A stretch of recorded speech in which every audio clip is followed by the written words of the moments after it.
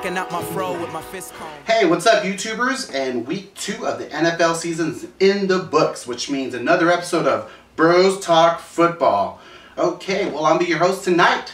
My name is Ace. You can follow me on Instagram. Boom, it's Ace. This week, 2 bros went at it. Did John make it wane? A lot of injuries, maybe some waiver wire pickups, a lot of material.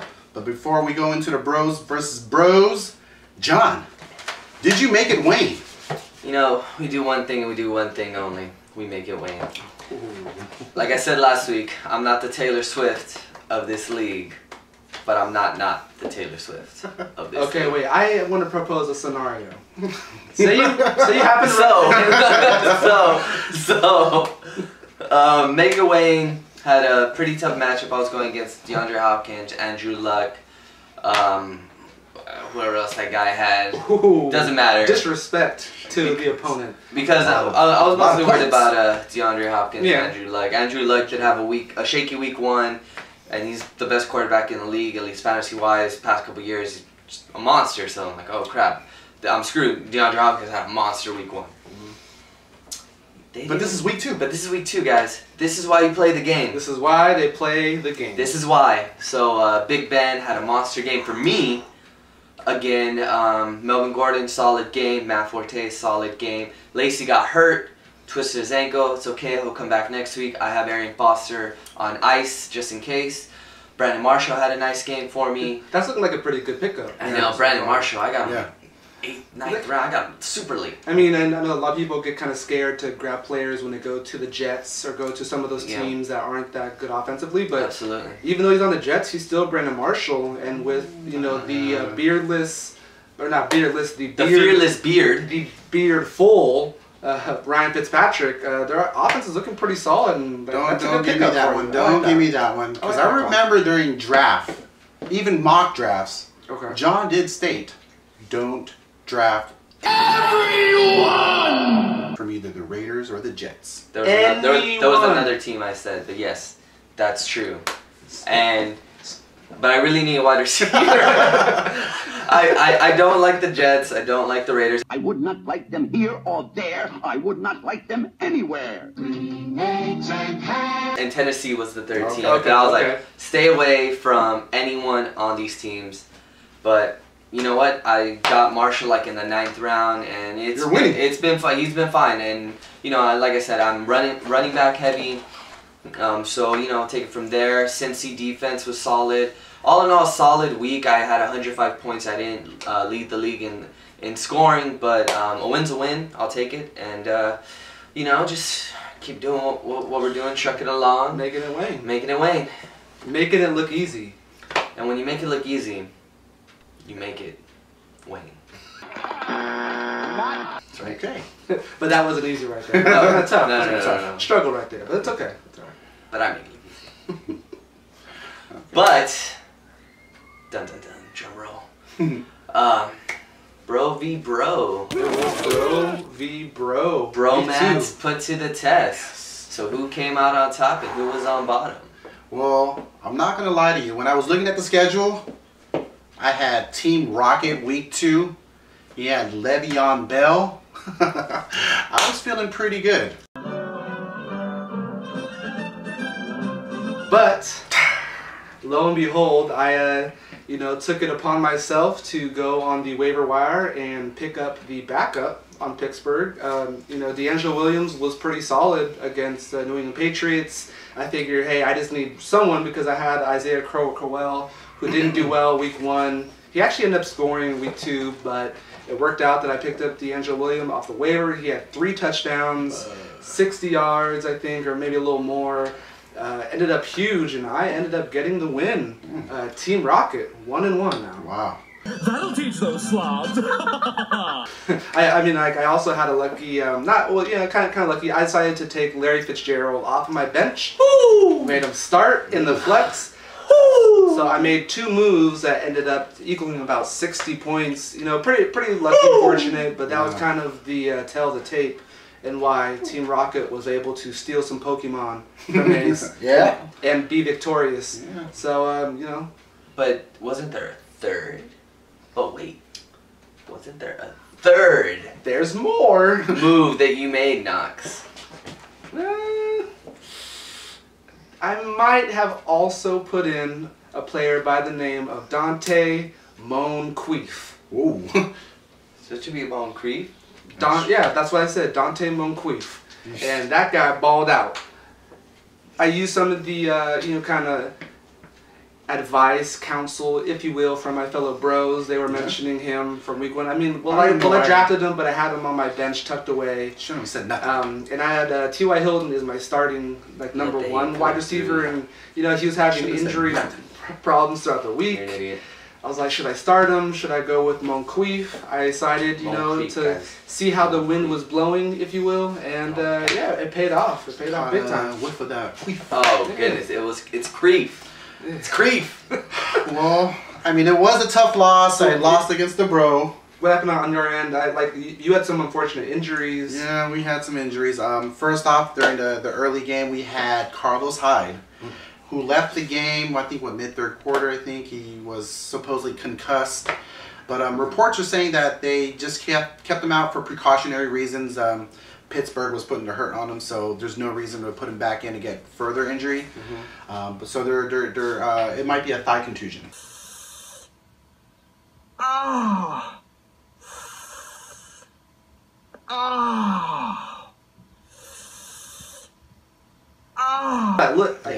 It looked bad, but he looked like at first he wasn't, kind of hurt too much from that one. I guess it was more the head thing that kept him out. Hyde is a stud. But a thigh contusion, and he said he was feeling a little dizzy, so we're going to try to pay attention to reports and see what they say on Wednesday. So hopefully I don't have to use Doug Martin as one of my starters, because Doug Martin's kind of, the whole Bucs offense is not looking good, but the really, really big major injury is Tony Romo throwing no-mo. He broke his clavicle.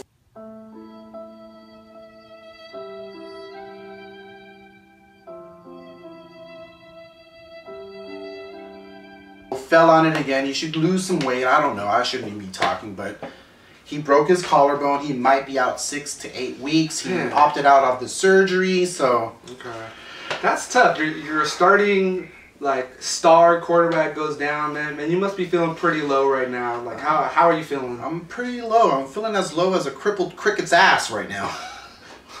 That's pretty low. Yeah, really low. I think all the Cowboys and Jerry Jones know exactly how you feel right now. Yeah, so I mean, I'm going to be looking at my backup. I have famous Jameis as my backup quarterback.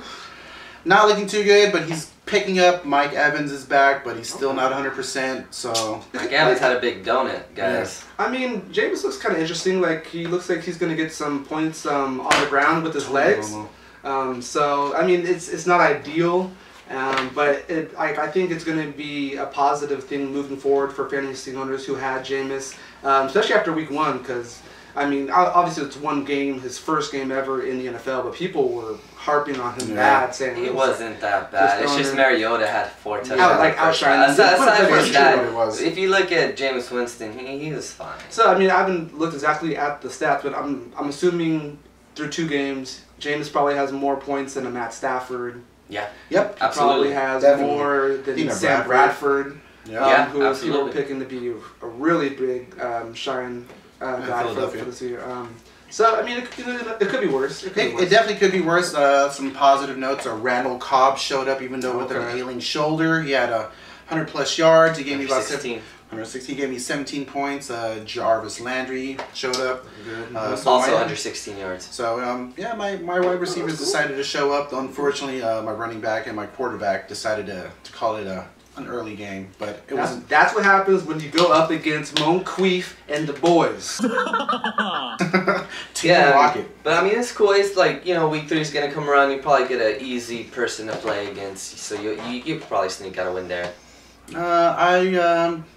I think I might be winning week 3. I'm not going to tell you who I'm playing, but I think you guys might have a little inkling of who I'm going to play. Okay, a little inkling. I like that. I'm feeling pretty happy right now to be 1-1. Nice to get off the losing stride. And for all the owners who picked up Le'Veon in the draft, that was a goal. Go 1-1. while not having him, then once he comes in, your squad's going to be so much stronger. So I'm going to be having him hopefully for the rest of the season. You never know. But I am keeping D'Angelo as a handcuff. I think that's really important. Absolutely. LaShawn McCoy had a solid game. Patriots are really strong.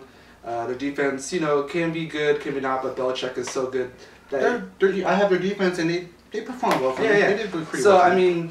I think he had 80 yards rushing, 20 yards receiving, something like that. But he's slowly getting healthier, slowly looking like he has that explosiveness. So I feel like if you are a person trying to pick up like a LaShawn from a trade, it could be a good time to kind of buy low on him. But I also have his handcuff. Carlos Williams is his backup, who's also like pretty good. He keeps vulturing touchdowns. He's young. So I think for the rest of the season, I'm just going to go with the starting and backup running back for Pittsburgh Steelers and starting backup running back for the Bills. And that way I'll always be secure and not having to deal with, is my guy going to be hurt and miss? And that's what I'm looking at. And I know I mentioned him last week. I have another guy coming back along with Le'Veon Bell, is the guy from the St. Louis Rams, who I've been talking about all preseason, all summer camp. Like the sage that I am. Todd Gurley, man-child, is going to be coming back week 3. Such a girly name. It's like that perfect irony, you know what I mean? It's like calling like a small guy big, Big John. Mr. Big. But yeah, so to get back to the point, I think you guys should pick up Gurley if he's available. He's going to be coming back. And I'm feeling pretty excited. I think I'm probably going to start two wide receivers from the same team next week. I'm going to start Hilton, and I'm going to start Moncrief. And I think things are looking kind of good for me. My advice for this week, pick up Gurley, and then I'll let you guys kind of go over some of the stuff you guys have been seeing. Just like last season, I think it comes down to defense. And the best defense is a good offense. So what you need to do is have Foster start.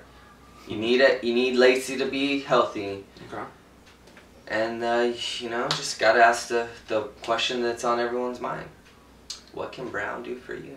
If I was going to go to a movie, I would usually eat first because I get off at 6. So if somebody were to ask me how long to take Elizabeth to shower and do her hair and do her makeup and stuff, I'd be like, I don't know. And I'm not talking about Antonio Brown. I'm not even talking about John Brown. That's right.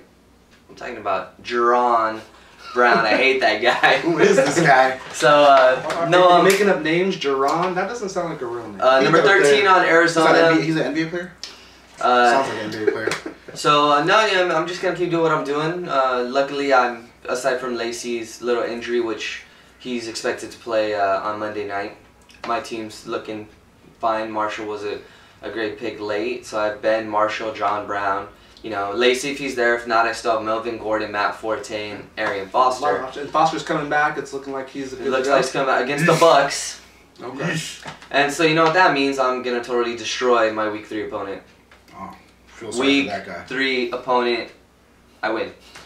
Write that down. For my team, I think the only low point other than the injuries for Tony Romo and Carlos Hyde is Jimmy Graham.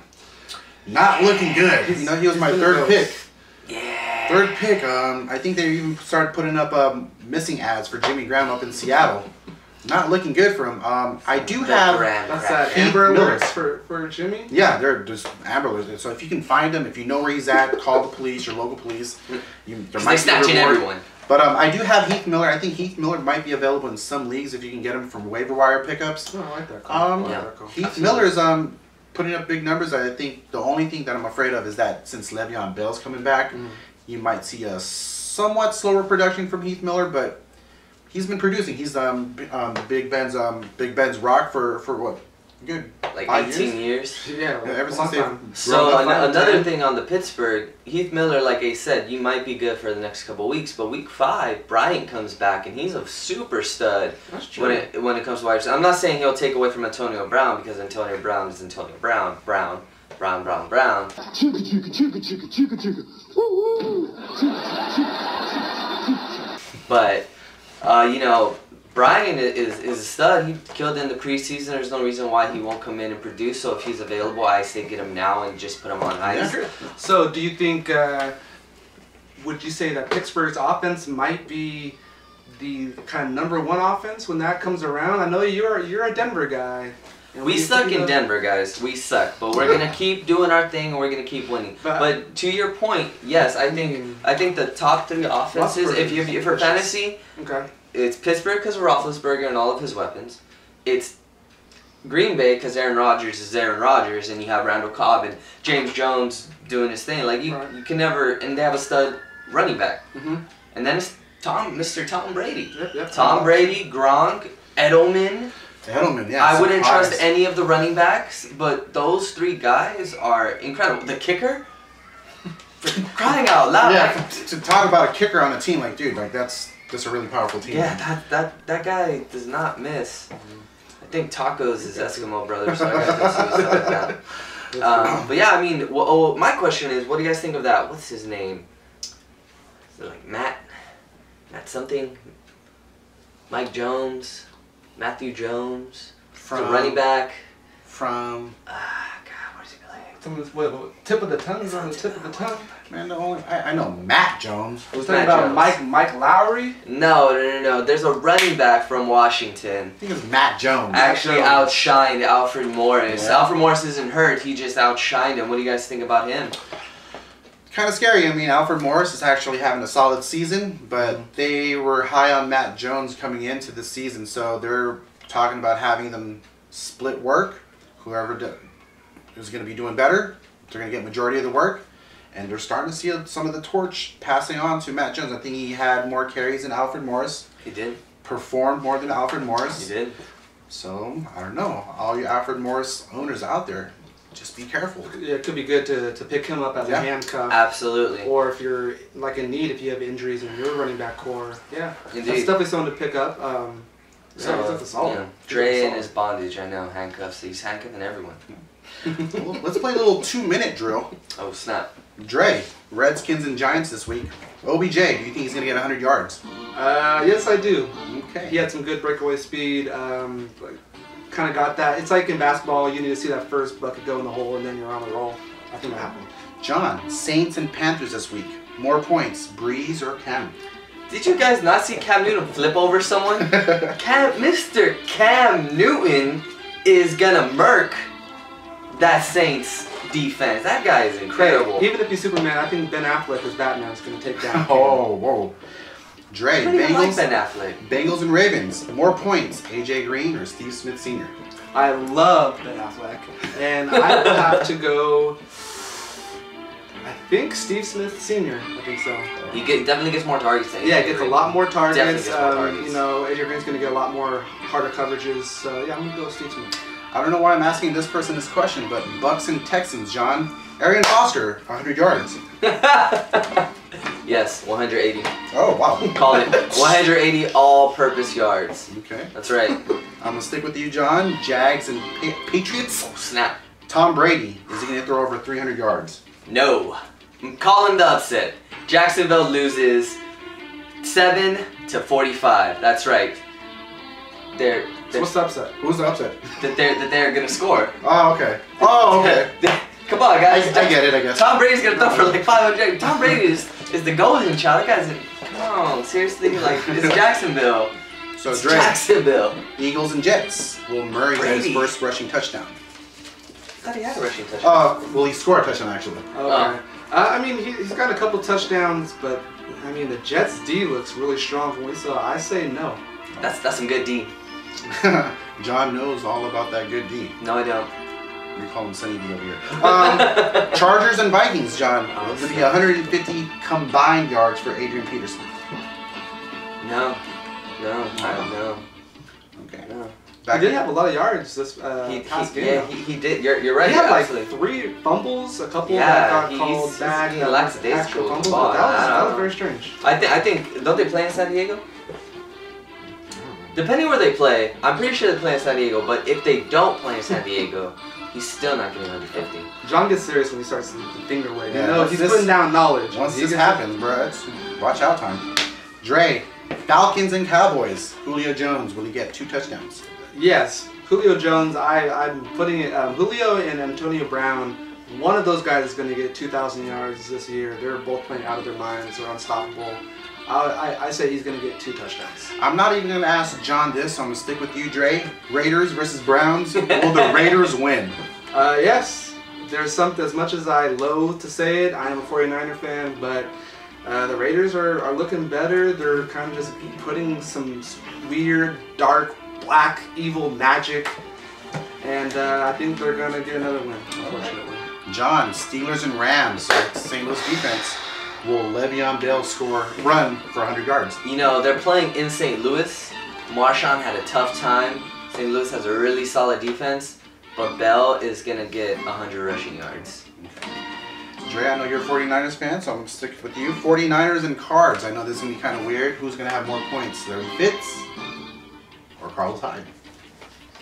I guess I'll say Fitzgerald, seeing that Hyde's coming off, kind of being banged up, and Fitzgerald and Carson Palmer are in the rhythm. Carson Palmer is at 15-2 in his last 17 starts.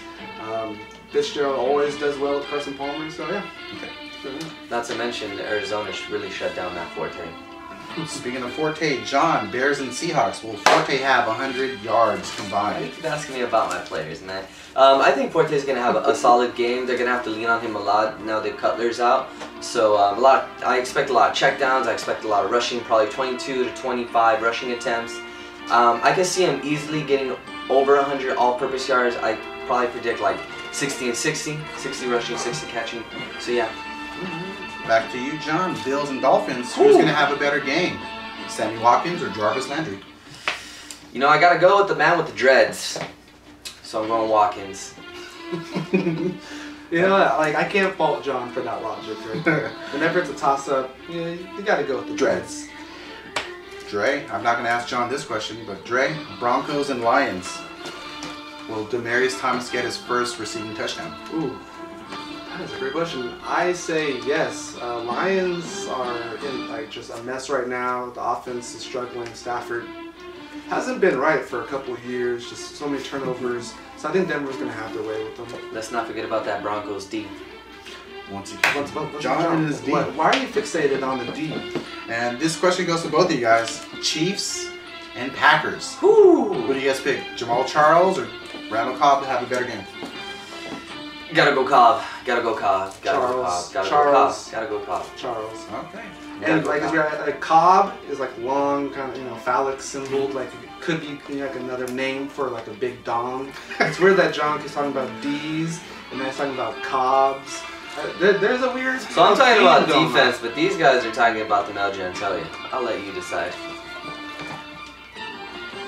We're talking about D all. And that was a weird. Was that a cupping of the balls hand gesture you did there? He did this ball, shaft and balls, shaft and balls. You guys talk like you've done this before. You hang around with me a lot. But well, that will take care of this episode of week 2. Week 3, very interesting. Another bro versus bro, but tune in next week to see which bro go against which bro. Thanks for tuning in. Subscribe, like, talk shit. Team Rockets. Bye, guys.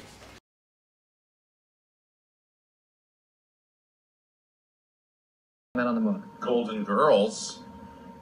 That's a golden ticket idea, right? I mean, how great was that show? Golden Grams. Another. Is it? I don't get this. No, you don't. No,